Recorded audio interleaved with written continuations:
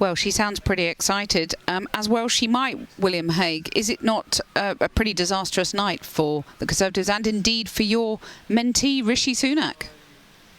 Well, it's never good to lose hundreds of councillors, and the parties that have gained seats are entitled to celebrate that. If they don't get excited then, when would they get excited? So, of course, they're excited, and everybody understands that.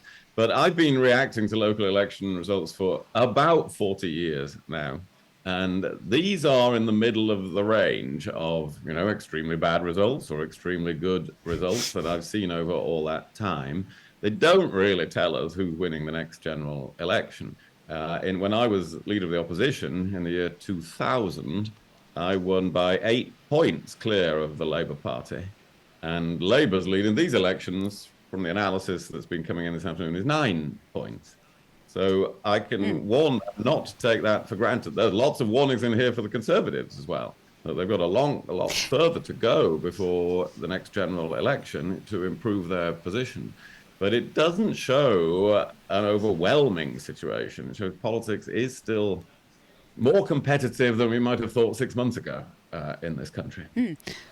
Well, I'll come back to some of the things you've set out there, but let me put that straight to Diane Hayter. This is the case, isn't it, that Rishi Sunak has made politics more competitive than it was, and you're not guaranteed by any means a majority at the general election.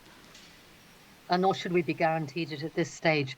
I think what is underestimated is the progress we've made from 2019. Some of those results that William watched in the past didn't start from as bad a position as we started in 2019. And I think if you look at the movement from then you can understand why Labour just feels we're in a position that 2019 we would not have thought.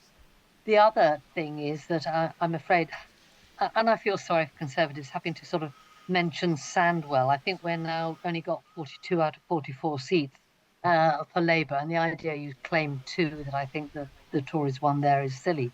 But I think the issue that really strikes me is that at one point Greg Hand said, well, this isn't where Tony Blair was before he won in 1997. Well, that's quite a comparison, isn't it? Because in 1997, we absolutely walloped the Tories. And the idea he's saying, well, we were not quite up to there, seems to me grasping at straws. So I would say two things. One is, given where we were in 2019, I think this is a tremendous move. And the second thing I would say is, if I was advising the Conservative Party, and they would never come to me for advice, I would say, why don't you look at why you lost, rather than spend good, valuable think time at the moment for trying to undermine the size of our great victories that we had last night. William, are these results a verdict on Rishi Sunak's premiership so far, or the previous two prime ministers who, left in amid sort of fiasco, really? Well, obviously, I think more of the latter. Yeah, there was clearly the Conservative Party had a very difficult year last year with 2 changes of prime minister and more embarrassments than people can even remember. So that was a very, very difficult year. And on top of that, it's in this country and around Europe and the world a very difficult economic situation for people with serious problems with the cost of living and so on, and that's what Rishi is focused on. So there are all those things and a party being in power a long time. But I think the party is in much better shape than it was when Rishi became Prime Minister 6 months ago. And, on Diane's point about the comparison with Tony Blair, or the comparison with 2019, if I was Labour, I'd feel much better than in 2019 when Jeremy Corbyn was the leader. But compared to last year's local election results, Labour haven't gone forward at all. So after all those events in the last year, with Boris Johnson, Liz Truss, the plotting budget and everything, Labour are no further on in their share of the vote than last year. So Diane's quite right that Conservatives have to think why they didn't do better, but Labour might have to do some thinking why it didn't do better as well. Isn't that the case, Diane, that perhaps there needs to be a change of strategy from Keir Starmer? He needs to set out some more policy, as one of his MPs was saying earlier on this programme, or, perhaps he needs to be a bit punchier. He's not quite cutting through, is he?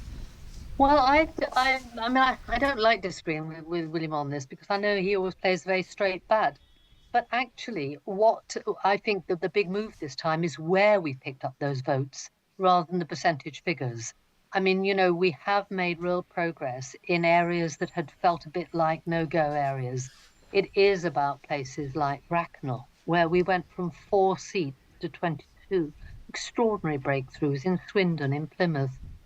These are, and in the Medway, these are areas that we have found difficult. So the percentage is not the only important thing to look at.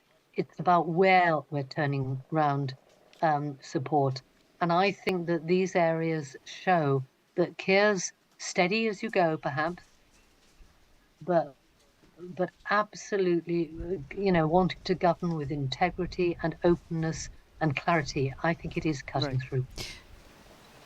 Okay, well, we'll have much more with both William Hague and Diane Hayter in just a moment. It's just gone 5:45.